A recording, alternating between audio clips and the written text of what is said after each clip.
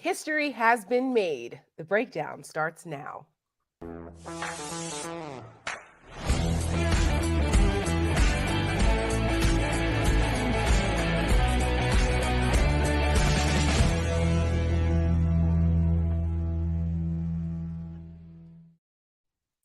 Good evening and welcome to the breakdown. I'm Tara Setmayer. This is the Rick Wilson. And as always, we have a packed show for you tonight.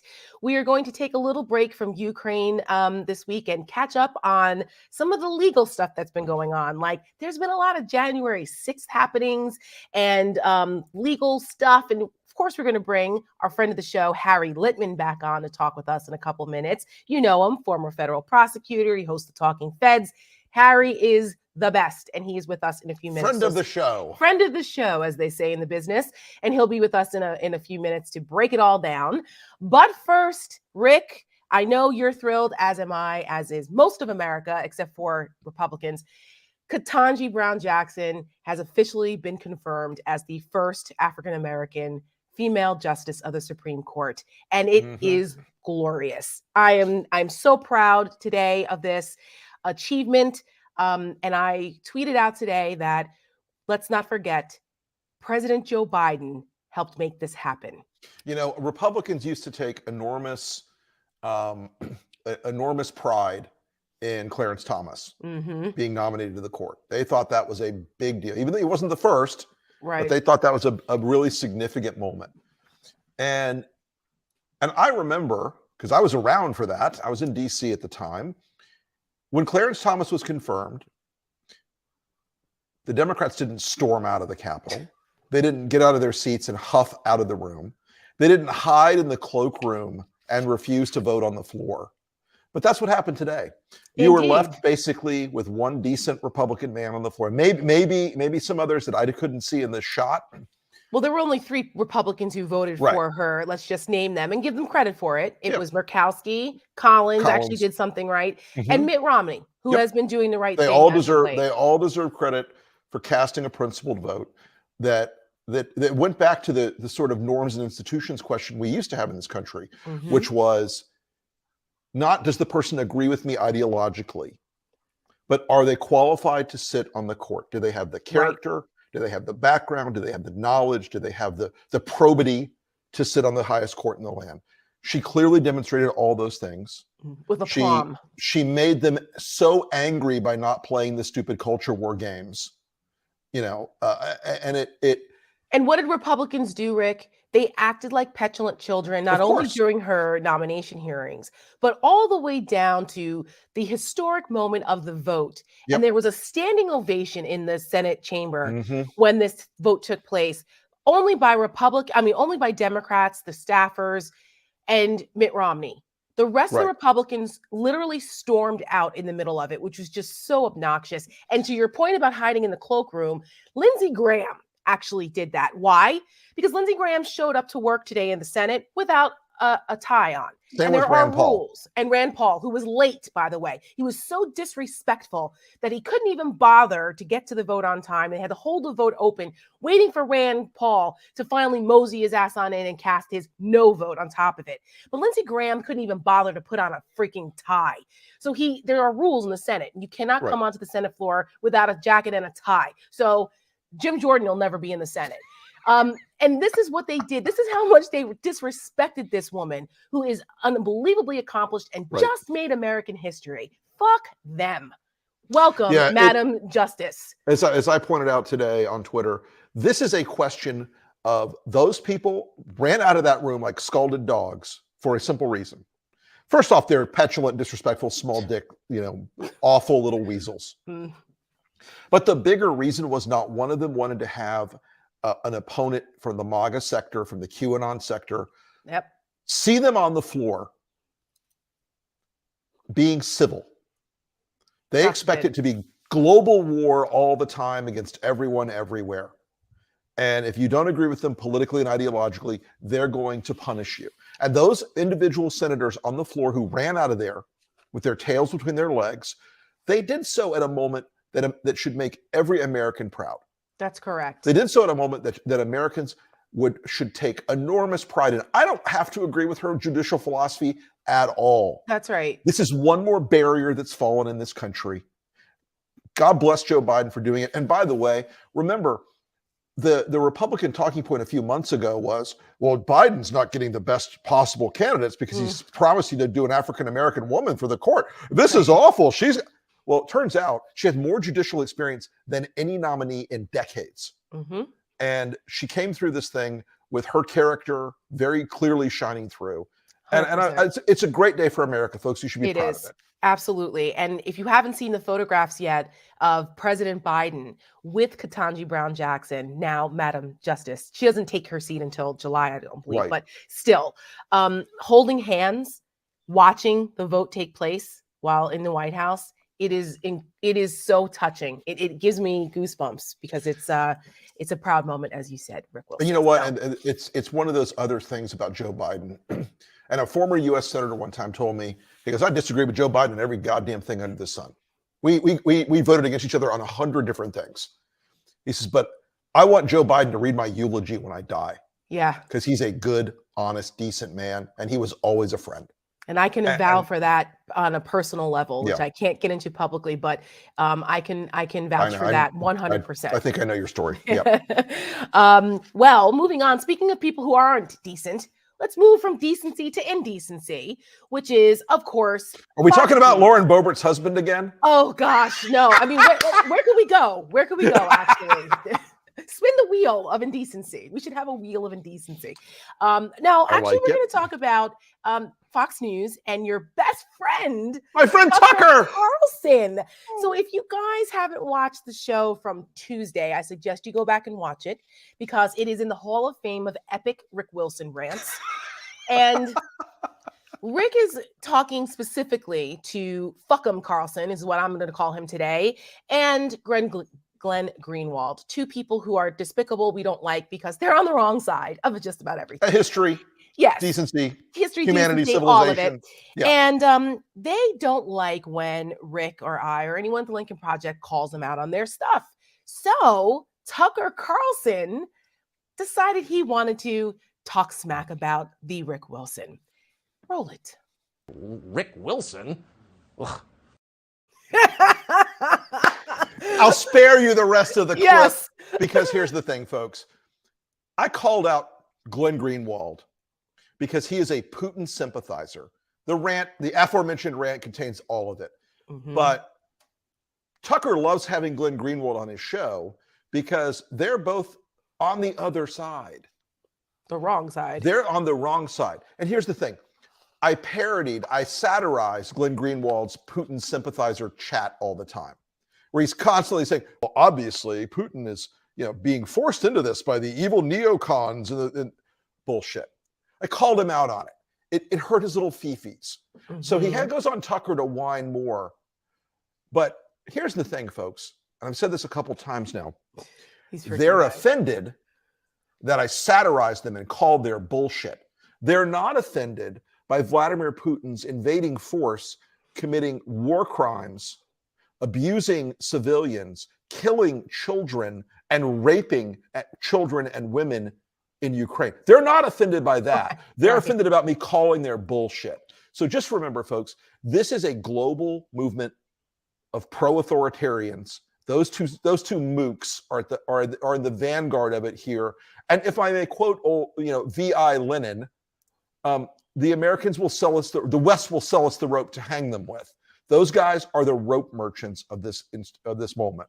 So, amen to that. And you know who else joins that? The three musketeers of mooks, the three mooketeers. It would be Laura Ingraham. And Laura Ingraham, who is another despicable disgrace, she was all gleeful about showing a video trying to demonstrate that Joe Biden didn't know where he was going, that he was just, ambling about aimlessly in the White House because he doesn't have the stamina or the mental acuity to be president. Like, hello, guess what? You supported Donald Trump. Y'all want us to get our rant video out because we'll get our rant video out. Yes. Do we need to remind you again of the rant video and I can drink water? Well, guess what, Laura Ingraham? You guys want to? We found out that the video that they were playing was doctored. Yes. Okay, it was doctored to make it look like Joe Biden didn't know where he was going and that he was clueless. Right. Well, we can do that too, sweetheart.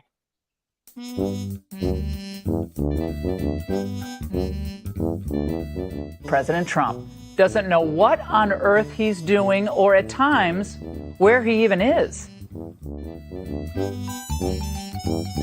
I don't know what Minnesota is. Where is that, please?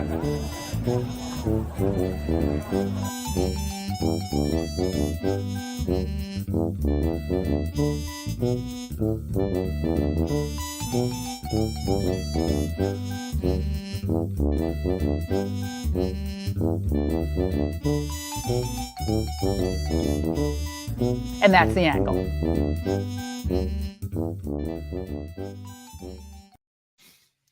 Touche, sweetie. She Chef's is kiss. the worst. Right on it. That was great. Shout out to the rapid response team for that, Kate and everyone that put it together. Listen, speaking of that, before we bring in Harry, I have to ask you, Rick, have you seen the Trump Washington Post story where Donald Trump gave a 45-minute interview to Josh Dawsey over at the Washington Post, and it was a greatest hits of his bullshit. But the most galling, the most unmitigated galling part of this is that Donald Trump actually tried to blame Nancy Pelosi and Marielle Bowser, the mayor of DC, for the January 6th fiasco. Unbelievable, the guys. This guy. The thing we should never underestimate is that Trump had somewhere in the Trump breeding program, they genetically excised any sense of shame or self-awareness. Gone. And so he's able to go out and say things like that. And he's also able to go out and say things like that because his audience that he cares about, they believe whatever comes out of his mouth. If he said lizard alien overlords stole the votes, next week we'd have these people in the street screaming about the lizard alien overlords. It's not that far off, Rick. That is not that far off from what these nut jobs actually believe. Well, the QAnon stuff that's been infusing itself more and more and more. But worse than that. In part comes from this insane guy named David Icke, I-C-K-E, who is an English conspiracy theorist who believes that George Bush, the Queen, etc., they are all reptilian alien overlords. And QAnon grew out of part of that weird-ass bizarro world of conspiracy that and it's mainstreaming itself more and more every day. Right. Because all the stuff about groomers and pedophiles, it springs out of the same crazy wellhead of insanity. Yes, that's why you hear that certain, terminology being used repeatedly. This whole idea about the pedophiles and all that coming from senators and Marjorie Taylor Greene making these asinine comments. It's not just the Marjorie Taylor Greenes. You've got Cotton and Hawley and Cruz and others using the same terminology. They're mainstreaming it. And Tater, all of them. It's insane. And then part of it is because you have Donald Trump continuing to go out, because I guess Trump felt like he wasn't relevant. People were getting too much attention and he wasn't getting enough. So he gave this interview to the Washington Post where he just reiterated the voter fraud claims, still claiming that there's going to be evidence. There's all this evidence and it's coming anytime now. Yeah, it's coming next week. Yeah, along with infrastructure. It's the Canadian girlfriend of election fraud claims. Yeah, and she doesn't exist. It's not like the M&M's commercial. She does exist. No, it doesn't exist. And we're sick and tired of hearing about it. But the idea that he always says the quiet part out loud. And Greg Sargent, our buddy, he always says that. He said this quote, he said, "A central feature of Trump's corruption is that he sometimes confesses it to it all in public. In this circular wizardry, Trump's conduct can't possibly be corrupt if he's so eager to cop to it openly." That's what I think he's convinced himself of. I think you're right, Tara. I think that really is part of it, of like this bubble inside this as well. If I admit that I love Putin, it won't matter that I love Putin. Or if I casually admit that I've done crimes or that, we've all these things, that it's so casual it couldn't possibly be illegal. Right. Come on. Who would admit to being a monstrous and horrifying person willing to burn down the entire country's democratic system to keep the presidency? I mean, Because if I admitted to it, I must not have done it. Right. And it wasn't me. I didn't use any burner phones. What are you talking about? What are these burner phones you talk of? I mean, I have the greatest memory ever, but I don't remember I mean, I talked to a couple of Republicans, but I don't remember who else could have possibly called me. It was so absurd. And the problem is that he spews these things, he goes to these rallies, and his people believe it. And there are people like the guy we're about to show you in this video who vote. They vote. They're very motivated. So Democrats, wake up. You don't want to wake up. You have to compete with a guy like this. Vladimir Putin, I believe you are my father, and you have seated me in Zion 54 years ago. God Almighty advises you to nuke the empire of lies. I love you, and I look forward to meeting you and Trump. After the dust settles, time has come. Nuke us! Nuke us!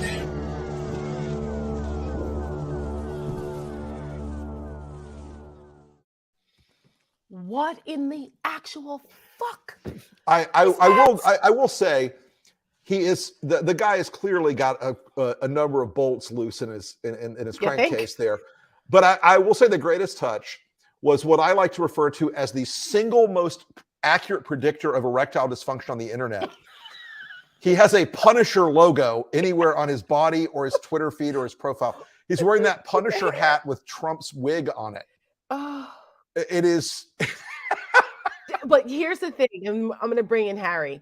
Here's the thing.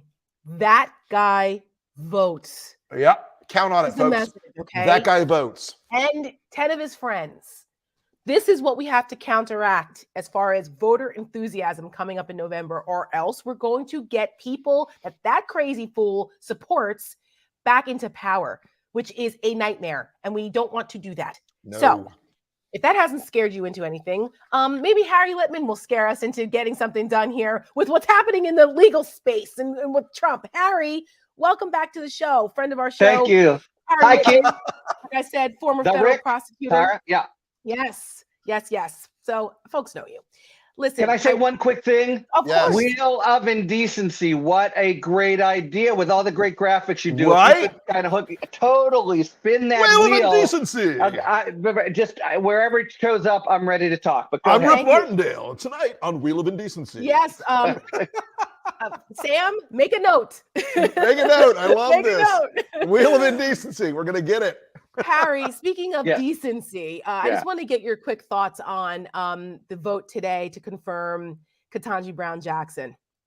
Yeah, very decent, wasn't it? I mean, just a historic moment in America.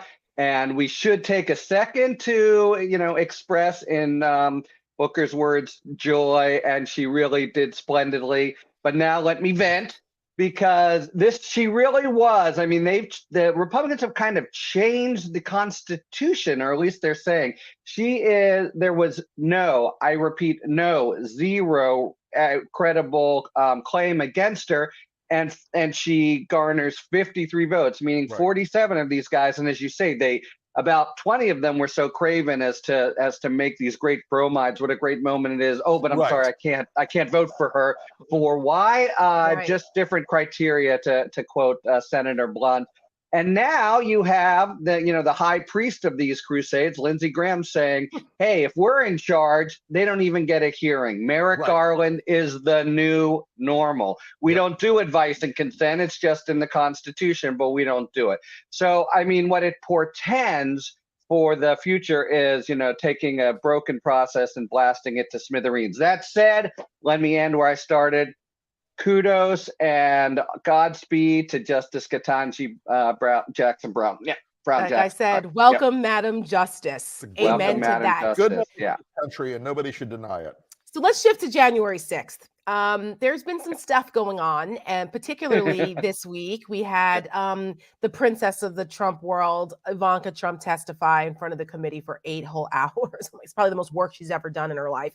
And then you had yesterday the vote to hold Stan Scavino and Peter Navarro in contempt of Congress. So first, let's talk about the princess. Is it significant or not? I think it's a nothing burger, kind of. Maybe she could help with some timeline stuff, but I don't think it's that big of a deal. She's not going to turn in daddy. Give me a break. somewhere in between. I mean, she has stuff to say, and she's got a lot of scores to settle in the White House, as does Jared. So I can see her giving them a few real nuggets. And that's what they're doing, by the way. They're in the process of collecting nuggets. This is a smart committee. They're going to have the hearings, within a couple months. And you'll see really sort of, one after the other of shining stars, not necessarily the whole narrative, but that she's one of them. I mean, look at the talking point it gave the committee. Ivanka Trump came forward, talked for 8 hours, and these clowns won't. And these guys won't. And there's, a few things I thought, and, I wasn't that surprised. She's someone who wants to be liked and has a future, perhaps. I go to the Met Ball. Right. She's still not getting an invite to the Met Gala. She's always been trying to say, no, I'm not like that. I'm more liberal, trust me. Anyway, so I'll go with medium on that, Tara. But, something. 750 people behind the scenes. And when Jared, one more quick thing, Jared testifies and Thompson says, he said a few things we won't tell you now. So, they've very strategically parceled out some good stuff as needed, but they really, I think, are planning to choreograph an effective. We haven't had this since Watergate, right? Even the impeachments are just lawyers talking. So under the Klieg lights, pretty strong moments, and I think they're being very thoughtful about husbanding their good stuff for prime time. I'm a big fan. I'm a big fan of the spectacle when it happens. Being a spectacle, being overwhelming, being people's eyes bulging out, going, "Whoa!" Klieg lights. We still remember it from Watergate. Yeah, of course. Yeah. Now it's 10. Those who were alive. I wasn't alive. I was 10 and already a political nerd watching Watergate. So here we are. I remember Iran-Contra, though. I was 10 during that. Okay. Not well, that was also Oliver North. There was some good spectacle in Iran. But I remember his face up there. Yeah. Me too. I remember Sullivan saying, "What am I, a potted plant?" Yeah. Exactly. So we have them now. The Dan Scavino, Peter Navarro stuff. They're okay. So contempt of Congress. It goes to DOJ. We're still waiting on Merrick Garland and DOJ to give us a decision on Mark Meadows and Steve Bannon, I believe. So where are we at with that? Because we feel like what's taking so long? It's it's pretty obvious. What's happening? No kidding. So Bannon is cooked. They've referred him, but Mark Meadows, it's been like 4 months. What is going on? And you're not going to like this, but my best guess, and don't shoot the messenger, is a memo from everybody's favorite division in the Department of Justice, the Office of Legal Counsel. Says there are 5 of them. Nothing in the courts. In fact, the courts went the other way, and OLC came back and said, we still think what we're saying is right. And what is that? Forget executive privilege here. The Supreme Court has totally done away with it. So there's nothing they can say in that regard, including guys like Navarro. Right. But Meadows is holding on to this shred of an idea called testimonial immunity, which he put in his brief and the Supreme Court didn't address. And that means if you're a senior enough advisor, you don't have to show up in the first place. No court has ever said it, but the Department of Justice, which is sort of, executive uber alles, has said it. All right, so let's say that's what's giving them pause, because you're Garland, you could say one of two things. One, remember Mueller's hands are tied. He can't indict Trump because there's the OLC memo. So one thing Garland could say is it's DOJ policy, even if it's kind of cracked. Or another thing he could say is, criminal law beyond a reasonable doubt, take a guy's liberty away. As long as that's out there, that reflects on his intent. Let's say that's what's happening. Okay. Now go to Scavino, who along with Meadows is the most important witness in the entire, because he's irreplaceable. He's at Trump's shoulder during January 6th. He's handing him the burner phones. He hears everything. And if there's anything to this idea of Meadows, it's for senior advisors to the president. So what's a Scavino? I mean, on the one hand, he's like a gopher. He's a caddy who just stuck around. Yeah. There you go. On the other hand, deputy chief of staff sounds kind of good. So what if that's what's going on, what will the department do about it? And just one more thing about Scavino. I think he's probably decided, screw it, I can do a year for the boss. And that's all that contempt is. but he is neck deep in the conspiracy himself. He's Oh, Mr. yes. Social media, etc. What day we one. want to, what the country should be rooting for is the department in its investigation to put a case together against him. And now it's not a year, it's 15 years. Do you want to Because it's lose conspiracy. your whole youth, or do you want to tell the truth? Right. And that, Scavino and Meadows are the two guys I think who, the committee really needs. Nevertheless, they're going to do a good, let's say they don't have Scavino. They're going to put together some kind of timeline of the 6, some stuff with Trump. But man, Scavino would be a really good guy to fess up.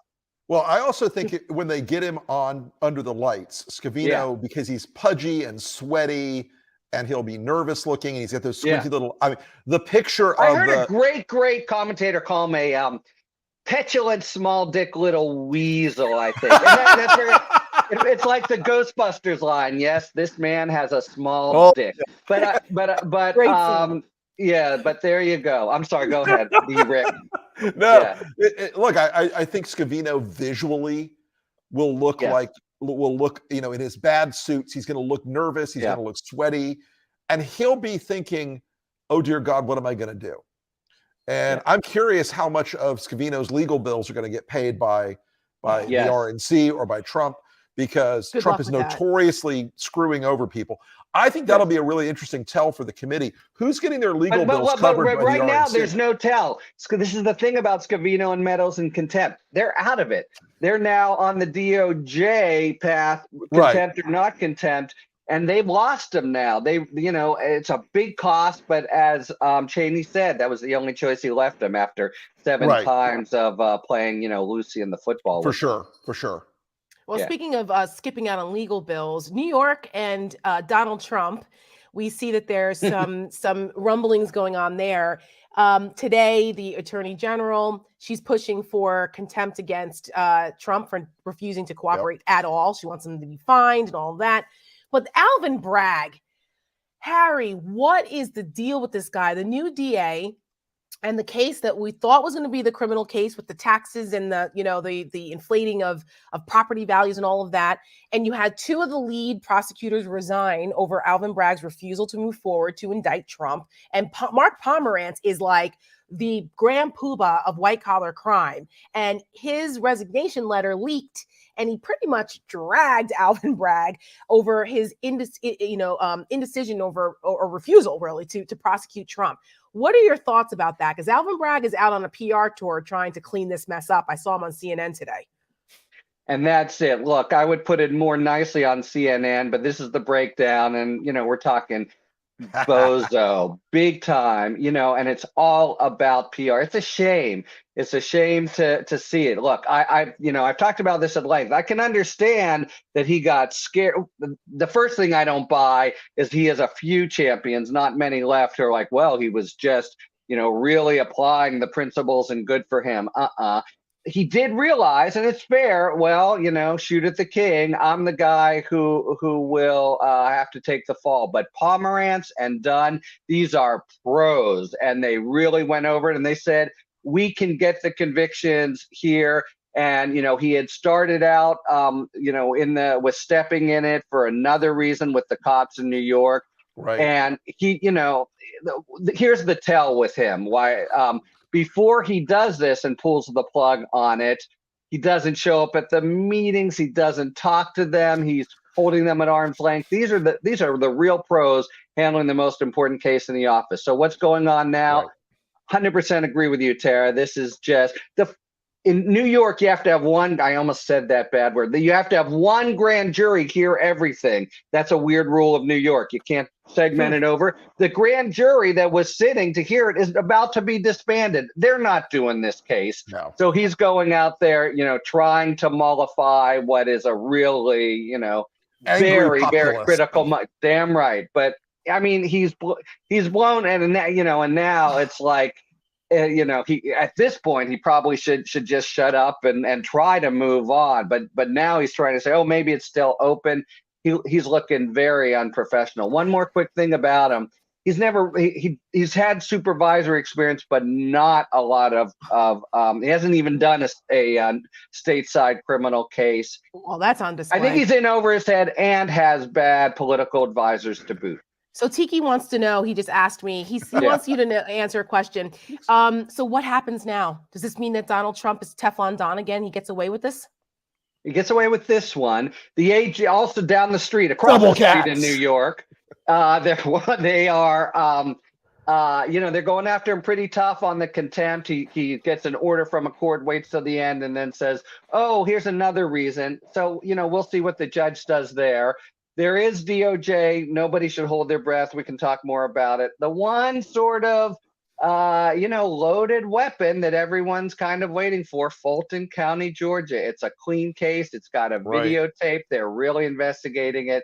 That's sort of the big hope now. But if accountability means, Trump in an orange jumpsuit and his hair, the baldness all showing, I think that's about what's left. And it's always been a long shot. A lot of good things are happening, including in the committee, but I don't think he's a step closer to actual incarceration would be my right.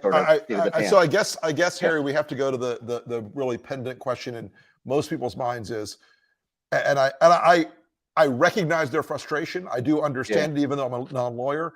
The question that America keeps asking is, what the hell is going on with DOJ and Merrick Garland? Why is it going so slowly? And is the OLC going to blow the whistle in July and say, nope, timeout, it's election year, can't do it? Right. Short answer to that, I think, is no. Although no way that Trump, just in the normal course of things, gets indicted before then. They are working first. Right. They've started. We know for sure they're on a path, and the last square of it is the 45th president. That doesn't mean they'll go there, but they've started.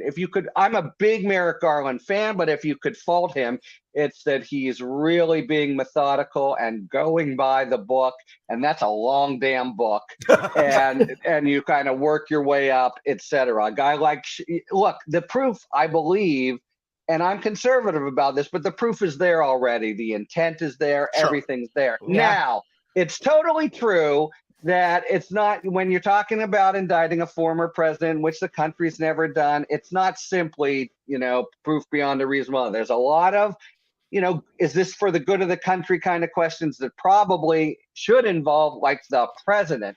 That said, they are really taking a plodding, methodical pace. But where they're going now, including the slate of electors, you cannot stop without considering Trump and giving a hard look. Now, at that point, he could try to play Gerald Ford or for the prudence of the country, et cetera, say we're not, et cetera. But he'll get there, at least considering it, not to everyone's chagrin before the midterms. And by then, the latest stuff I was hearing this morning is not too encouraging. Man, you would know this a lot better, Rick, but 20-point difference in the generic ballot of men from 4 years ago to now. It's not great, but there's plenty of time. And that'll have all kinds of consequences, but it won't shut down Garland. They'll do all kinds of shit to the committee, but Garland will persevere. So lastly, on that point, really quickly, we have like 30 seconds. Okay, I can do it. I know you can. The Judge Carter Eastman ruling last week, where that judge said it looks pretty much like Trump was involved in some illegal shit. Do you think that has some weight with the DOJ now at this point? Because I thought that was pretty significant. We hadn't heard another judge be that open about Trump and possibly being involved in this conspiracy. No. Two reasons, it's a different kind of setting, but also we know already the evidence is there. They pretty much know already. It's a bigger game than that. Right. As always, Harry Litman brings the fire on the breakdown. Make sure you check him out on Talking Feds, on the podcast, and he's got a YouTube channel now. So make sure you check him out and subscribe. Thanks, Harry. Thank you. Talk to you. All right. We love him. He's the best. He's so great. He's so the great. best. He breaks it down so easily so everyone can understand. Before we go, I have to bring up something that we here did two things. I mentioned on Tuesday that Lincoln Project has been nominated for a Webby Award for the corporate responsibility campaign, voiced over by our own Michelle Kinney. And we need you guys to go vote for us. Please vote for the Lincoln Project over at the Webby Awards so we can win some stuff, which would be cool.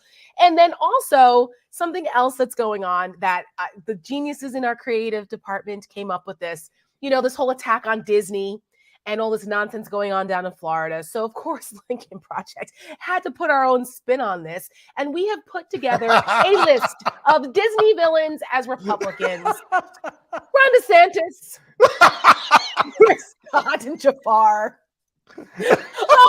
Marco Rubio. Oh, my God. I haven't seen this one. Perfect. Syndrome. Oh, God. Poor... We have not, these are real Disney villains, by the way, folks. Real. Scar.